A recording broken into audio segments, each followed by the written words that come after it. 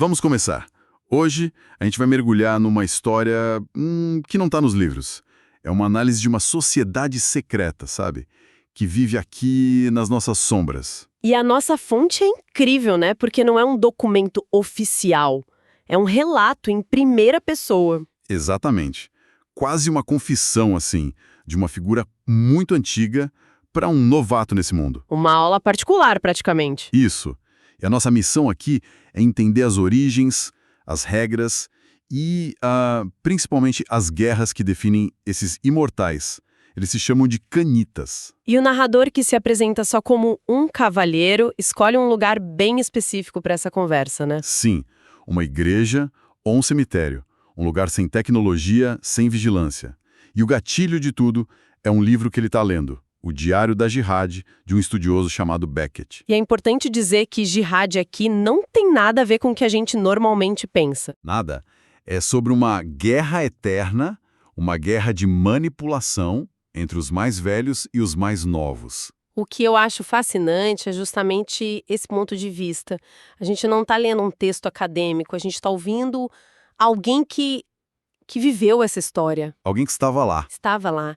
E isso dá uma outra dimensão para o poder, para a tradição e para o perigo. Fica claro que o passado, o que ele chama de prólogo, não é só a história. É a chave para entender o presente. Exato, é a chave para entender a armadilha em que todos eles estão metidos agora. A história deles é uma arma. A própria história é uma arma. Então, vamos descompactar isso. De onde eles vêm?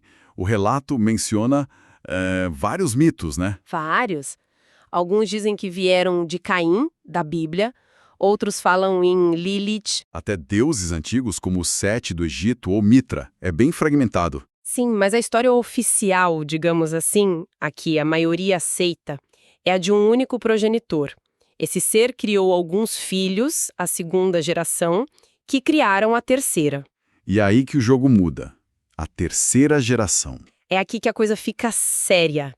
São os 13 antediluvianos. O nome já diz tudo.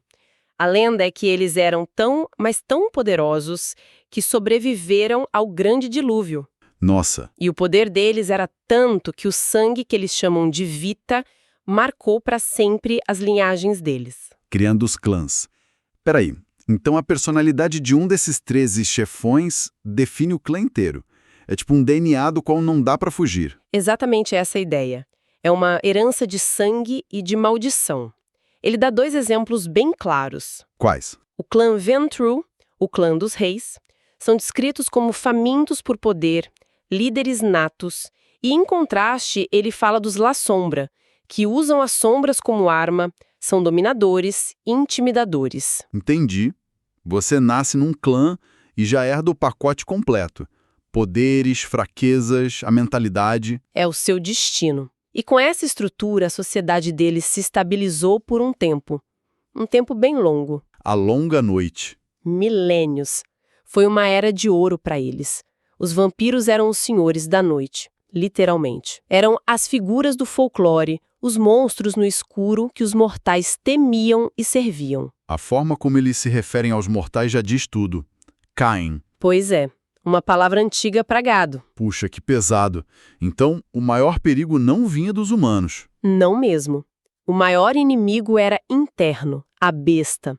Aquela fome, aquele instinto de caça que todo vampiro carrega. A longa noite foi uma época em que ser um monstro era relativamente seguro, porque o mundo era grande e escuro. Mas como ele mesmo diz, tudo que é bom chega ao fim.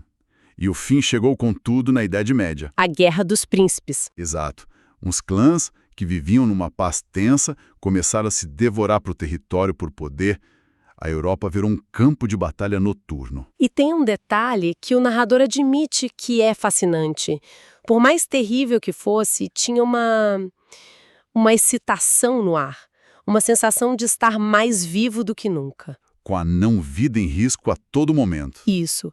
Mas foi nesse auge de arrogância que eles cometeram o erro que mudou tudo. Usar os recém-criados, os neófitos, como peões descartáveis, né? Exatamente. Criavam exércitos de jovens e os jogavam para morrer. E para garantir a lealdade, usavam o laço de sangue. uma arma terrível. Pensa nisso, um ancião dá o sangue dele para um mais novo bebê 3 vezes. Depois da terceira vez, o jovem fica completamente escravizado emocionalmente. É um controle absoluto. Uma lealdade artificial. É óbvio que isso ia dar problema. E gerou a revolta anarquista. Os jovens se cansaram. Mas enquanto eles brigavam entre si, eles ficaram descuidados, barulhentos. E o uso de mortais como exércitos e comida. Chamou a atenção de quem não devia. A Inquisição.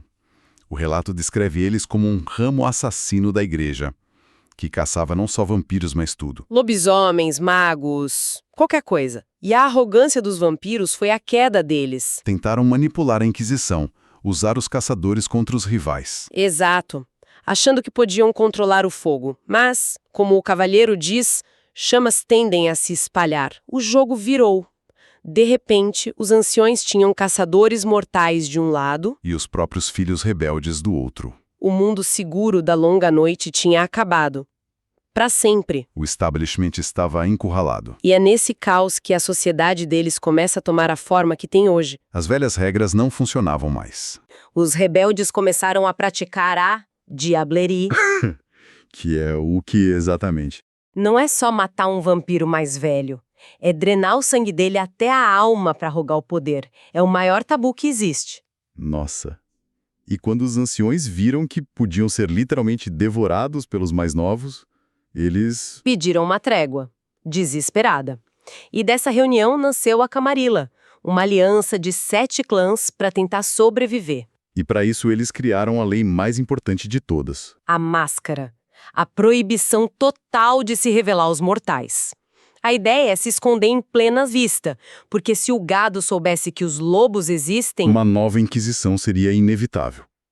Mas como 7 clãs cheios de predadores egoístas concordaram com isso? Não foi um acordo amigável, foi um pacto de sobrevivência. A alternativa era a aniquilação. Alguns anarquistas aceitaram, mas os mais radicais, não. Eles viram a Camarilla como só mais uma tirania com outro nome. Exatamente. E esses dissidentes formaram a própria seita, o oposto de tudo, o Sabá. E o Sabá rejeita a máscara, rejeita a humanidade. Totalmente.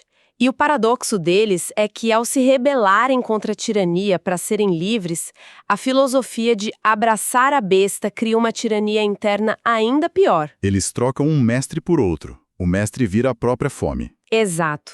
Uma busca por liberdade que termina em autodestruição.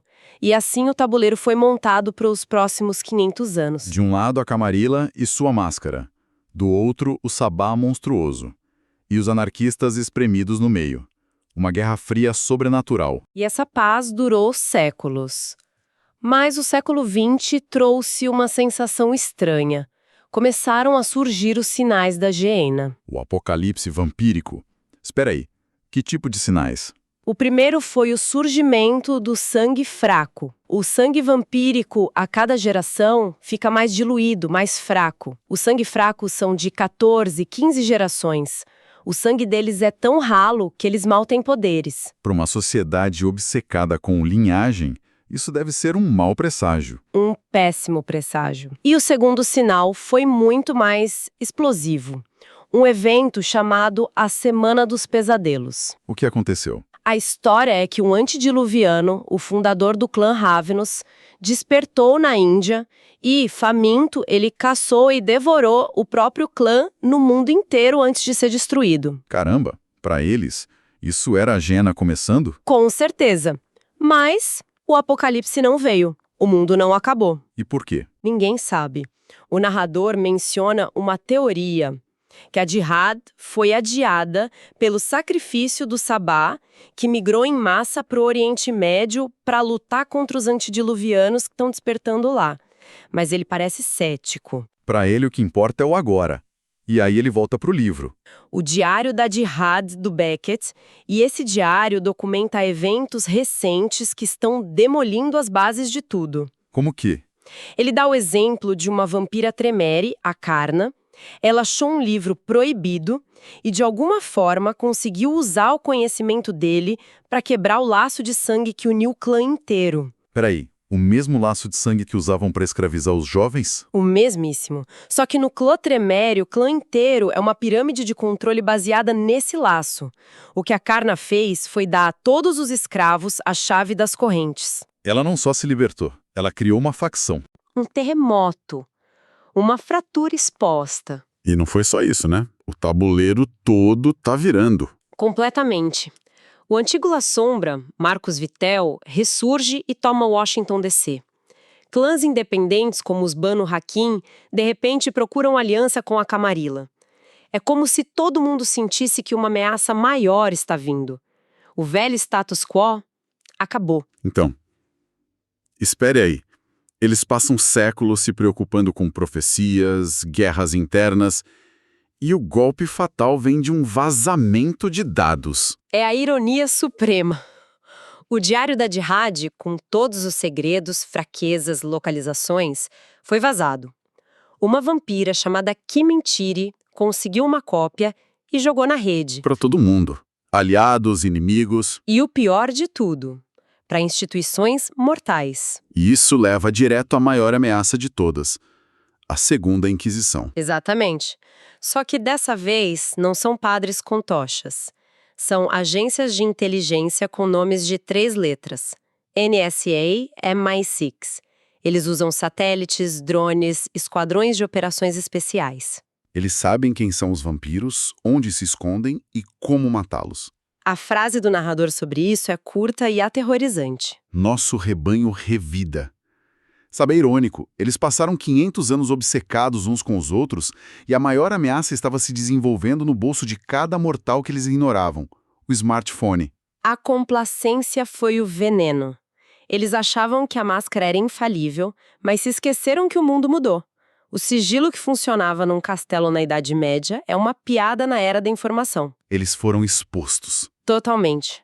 Toda essa história, todo esse poder, toda essa intriga milenar pode não valer nada contra um inimigo que controla a informação e, mais importante, a luz do dia. O Cavaleiro termina a lição dele com um aviso de arrepiar.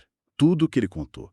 A criação, a longa noite, a revolta, as seitas, tudo isso foi só o prólogo. O mundo deles virou de cabeça para baixo num piscar de olhos. E a ameaça agora é existencial. E isso nos deixa com uma pergunta que fica ecoando, sabe? Uma sociedade secreta, com tradições forjadas em castelos medievais, baseada em sigilo e controle cara a cara. Ela tem alguma chance de sobreviver na era da vigilância digital 24/7, de agências que sabem que eles existem e como exterminá-los? Ou será que as mesmas regras que os mantiveram vivos por milênios são agora a sua maior e mais fatal vulnerabilidade?